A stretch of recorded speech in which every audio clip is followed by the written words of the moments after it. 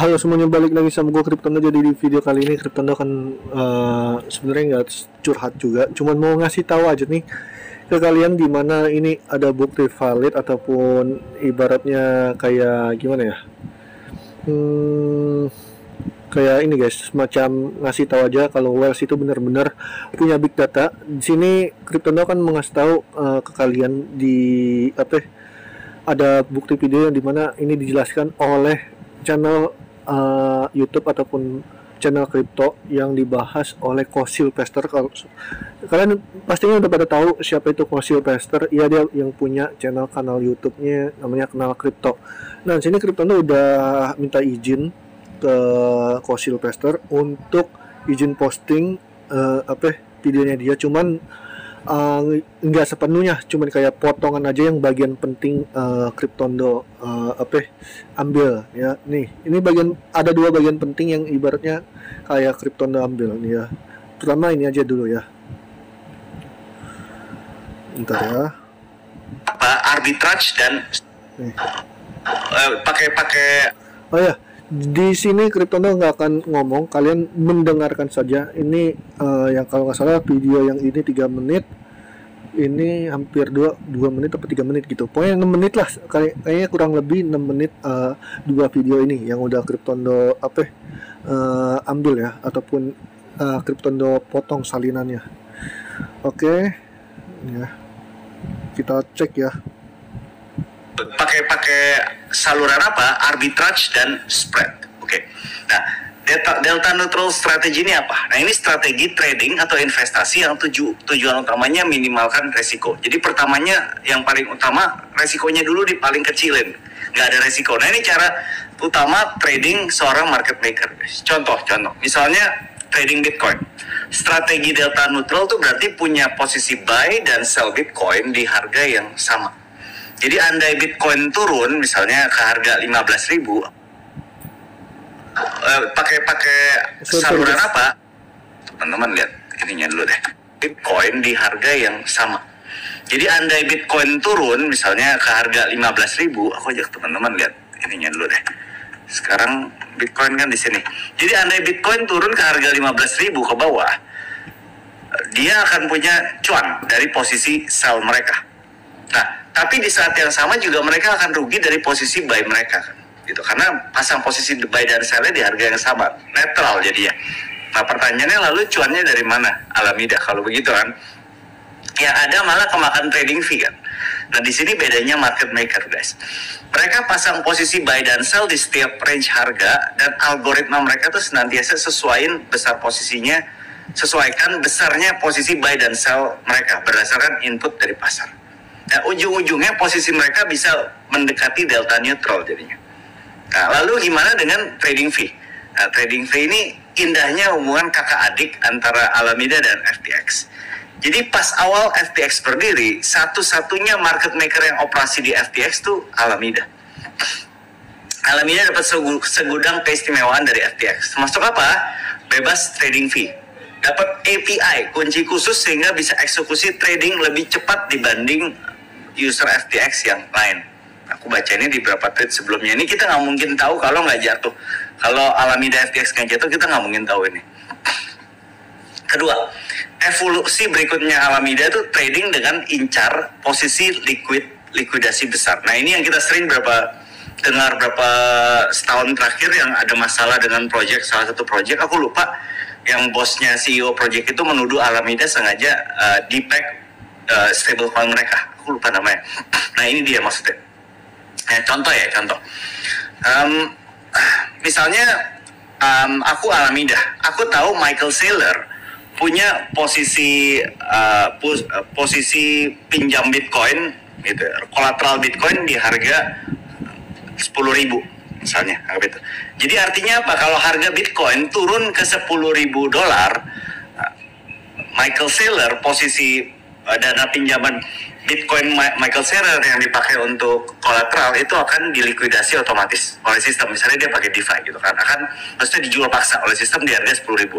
Nah, yang dilakukan oleh Alameda dengan gaya trading ini gimana? Jadi caranya begitu harga udah mendekati harga 10.000 itu mereka udah was-was, udah ancang-ancang pasang-pasang siap-siap.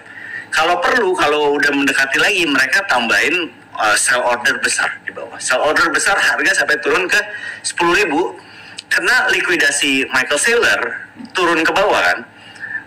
Harga turun ke bawah, drastis ke bawah, di bawah itu mereka waktu itu cepet-cepet beli barang murah supaya nanti pas barang naik lagi, harga Bitcoin naik lagi misalnya ke 11.000, mereka cepet-cepet jual.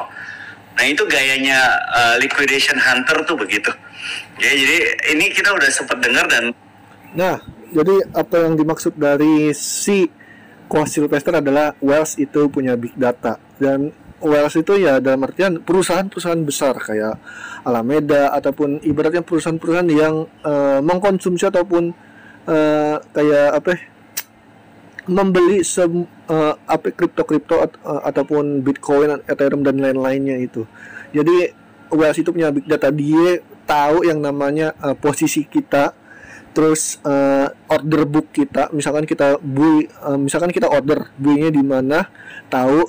Kadang-kadang kan nggak di kadang-kadang kalian misalkan udah order, nah itu nggak bisa keambil. Nah itu karena Wells itu udah tahu. Nah terus sama halnya seperti menjual, kalau misalkan kita udah targetin menjual seperti itu, kadang-kadang nggak ditargetin juga sesuai dengan harapan kita, karena ya seperti itu guys.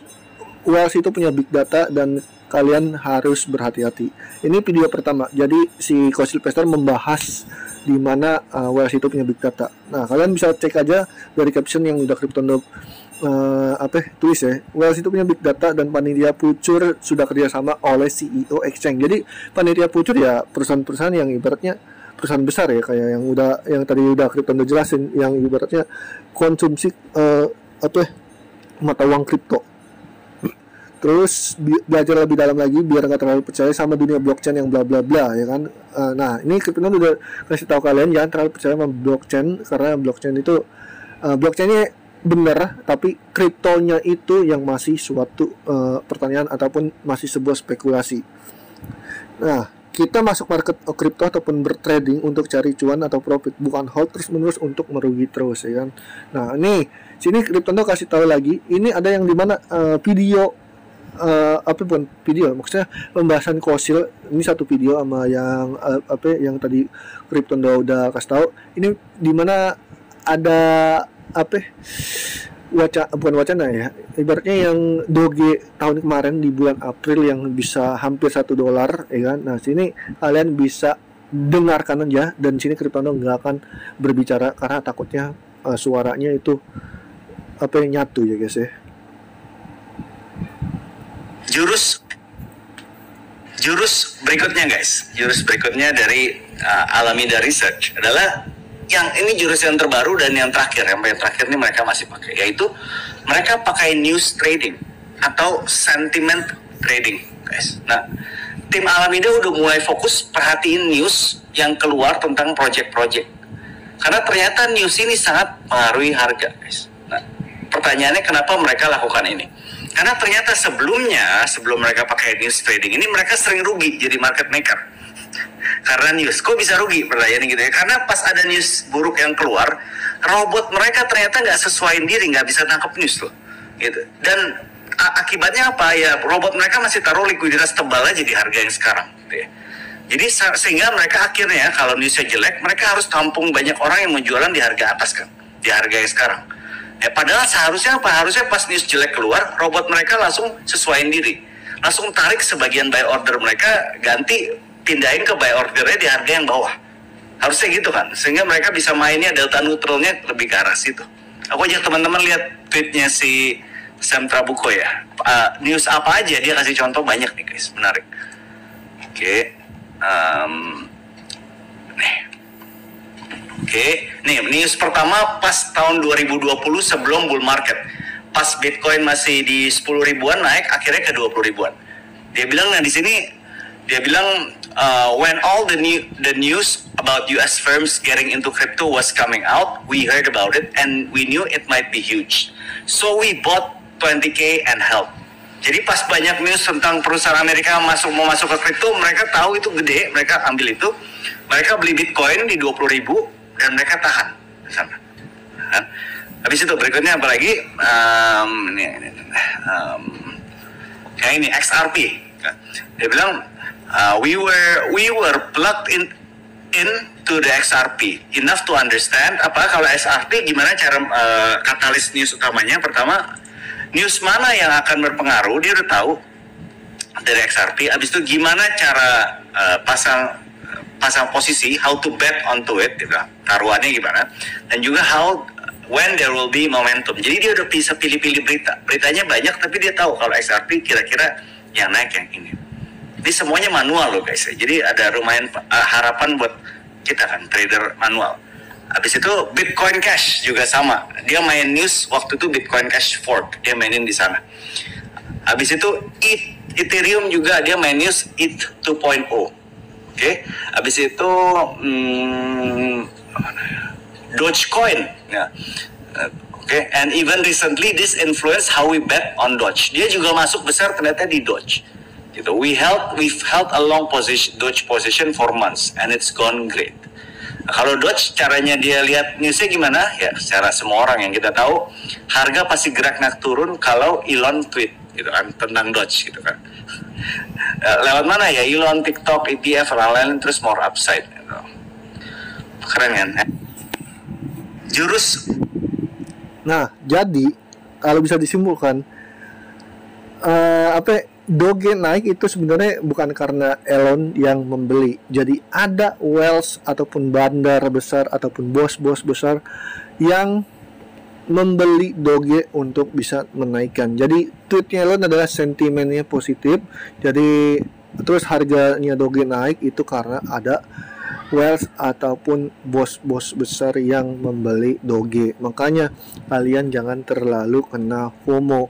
Kalau emang kalian kena FOMO, misalkan harganya masih bisa dinaikin, nah kalian beli di harga sekian, terus misalkan masih naik lagi, nah langsung jual, nggak usah ibaratnya di hold lagi seperti itu. Kalau misalkan kalian belinya di pucuk, ya kalian harus siap-siap pasang stop loss ataupun stop limit biar tidak kena biar tidak menjadi sangkuters ataupun merugi ya guys ya.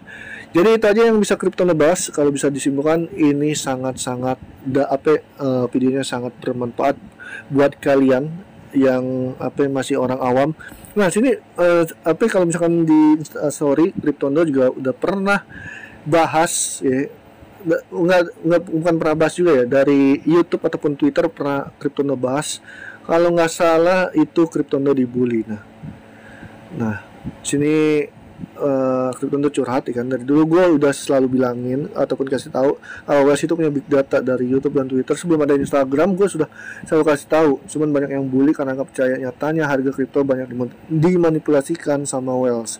Gue bukan untuk menyuruh kayak kalian yang harus langsung percaya, setidaknya belajar terlebih dahulu untuk bisa lebih tahu tentang cara kerja market kripto. Nah sini kalau kita lihat nih ya, komunitas, kalau nggak salah dari komunitas itu udah Cryptono kasih tahu Wells itu punya big data tapi banyak yang membuli Cryptono.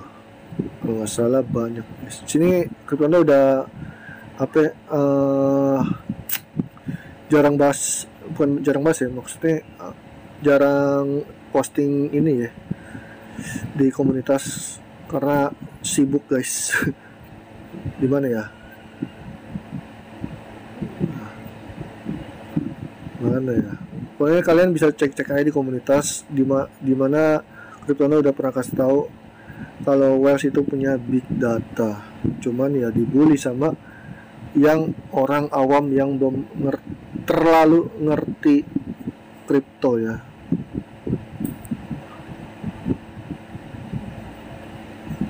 Mana ya? Banyak banget sih guys, jujur ya. Kalau kalian mau cari aja. Pokoknya Cryptono udah selalu sering bahas kalau misalkan Wells itu punya big data. Jadi kalian ya mungkin yang ibaratnya subscriber lama ataupun followers lama udah pada tahu kali ya, Cryptono sering bahas tentang Wells punya big data. Jadi itu aja sih yang bisa Cryptono bahas. Mungkin Kalau kalian mau penasaran bisa cari-cari di ini guys, tentang komunitas YouTube Cryptondo. Oke, sekian aja itu yang bisa Cryptondo bahas. See you next video. Bye bye, love you and endo.